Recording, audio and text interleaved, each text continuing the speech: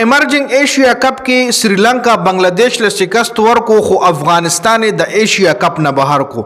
تاسو لا پوینټ ټیبل ښکاری په دې پوینټ ټیبل کې د ګروپ بی نه پاکستان اور انډیا سیمی فائنل تک کوالیفای شوی دي اور د ګروپ اے نه بنگلاديش اور سریلانکا سیمی فائنل تک کوالیفای شو. که د سریلانکا پوینټس تاسو ګورئ نو هغه افغانستان سره سیم ټو سیم دي. د افغانستان او د سریلانکا 4 پوینټس دي خو رن ریټ د سریلانکا سیوا دی. په دې وجه باندې سریلانکا کوالیفای شو او د سریلانکا اور د بنگلاديش اخرنه میچ هم په ګروپ کې کچري بنگلاديش سریلانکا له شکست ورکړي وي نو د سریلانکا به 2 پوینټونه پاتې شوي وو او افغانستان به سیمی فائنل ته کوالیفای شو په پوینټونو باندې. خو په اخرنی میچ کې سریلانکا بنگلاديش لا په شپږ رنزو باندې شکست ورکو. یو ډیر ګرم میچ شو چې د هغې په وجه باندې بنگلاديش بهر شو او سریلانکا سیمی فائنل ته کوالیفای شو. کچري بنگلاديش نه سوري افغانستان کچري افغانستان سیمی فائنل ته کوالیفای شوی نو د پاکستان اور د افغانستان به سیمی فائنل میچ وو. خو زمونږ تماشایانو د پاره زمونږ کرکټ فینز د پاره زمونږ په نصیب کې دغه ګرم میچ کتلو ته ونه چې د افغانستان اور د پاکستان یو ځل بیا یو ګرم میچ شوی وي. نو افغانستان د ټورنامنټ نه بهر شو اور سیمی فائنل ته سریلانکا اور بنگلاديش اور انډیا اور پاکستان کوالیفای شو.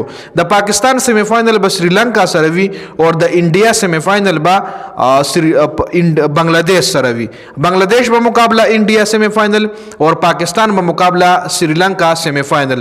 دا سیمی فائنل میچونه دي. اوس کچري اوس کم د سریلانکا او د بنگلاديش اخرنه میچ شو د کم میچ د سریلانکا غټلو په وجه چې افغانستان د ټورنامنټ نه بهر شو نو په دغه میچ کې سریلانکا ډومبنه بیټینګ کړو چې 159 رنزونه جوړ کړي او وکیلاړیان یو ټو شل ورونه مکمل وخلی سریلانکا سره ساهن چې کم دی په یو کم 50 بالونو باندې یو کم او یا رنزونه جوړ کړل چې د خب بیټینګ په وجه باندې سریلانکا یو سل 950 رنزونه جوړ کړل. نو په دې وجه باندې سریلانکا زیات سکور جوړ کړو. په دې وجه باندې سریلانکا دا میچ وګټلو. په اسانه نه دی ګټلې. بنگلاديش ورپسې ډیر کلوز تلی وو. بنگلاديش ورپسې 153 رنزونه جوړ کړل. یو سل 53 رنزونه ورپسې بنگلاديش جوړ کړل چې شپږ کلاړیان د بنگلاديش اوټو او شل اورونه مکمل واخله. بنگلاديش مکمل کوشش کولو چې دا میچ سریلانکا نو غټي او افغانستان را دن نشي. لکه کدا میچ سریلانکا نه بنگلاديش غټلې وي نو سریلانکا به د ټورنامنټ نه بهر کېدا او افغانستان به سیمی فائنل ته کوالیفای کېدو. خو لبد مرغه بنگلاديش په دې میچ کې شکست خورو او سریلانکا یو خپل میچ غټلو. یو ګرم میچ شو یو ډیر تھرلینګ میچ شو او سریلانکا د دې میچ غټلو په وجه باندې سیمی فائنل ته کوالیفای شو. چون که رن ریټ تاسو لخکاری رن ریټ د افغانستان سیوا ده خو پوینټس چې کم دي هغه رن ریټ سوري د سریلانکا سیوا ده.